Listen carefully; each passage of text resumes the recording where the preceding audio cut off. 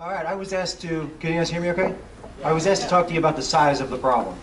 Has anybody seen, just recently, the front page of the Charlotte Sun newspaper? They named us the second safest city in the entire state of Florida. Yes. Well, don't clap. There's kind of a contrast that we're going to talk about. I think many people would take that newspaper article and tell you that we don't have a drug problem here. And I'm going to start out by telling you a little story about New Year's Day. There was a gentleman that walked into a convenience store with a handgun, robbed the clerk, fired one shot.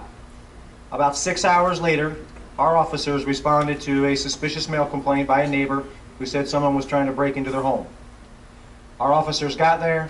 There was some gunfire by the suspect at our officers, a total between 15 to 17 rounds at probably 7 different officers. That's in the second safest city in the state of Florida. The reason that we determined that is he was high on methamphetamines. It was about 2 to 3 weeks later, we had a gentleman in Lee County who had committed 7 other armed robberies with a handgun, came into Busey Bank on US 41 with his handgun and robbed the teller. That's in the second safest city in the state of Florida. We determined that he was high on heroin.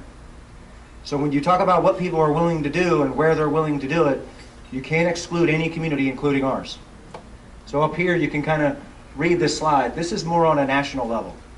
If you flip to the next slide, we're going to talk about, again, last year, the 2014 stats, when we released them early last year, we talked about the lowest crime rate in our 20-year history at the police department since we actually started tracking numbers. This year, we're soon to announce another 14% decrease in crime. So we're on a 21-year low. If you take a look at this, you can see drug arrests are still up.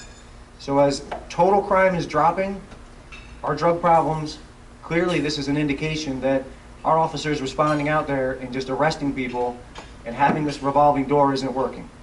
So I applaud all of you guys for getting involved, because this is definitely something that we need to step outside the box, step outside of what we're been traditionally doing, and think of alternatives to get these people help.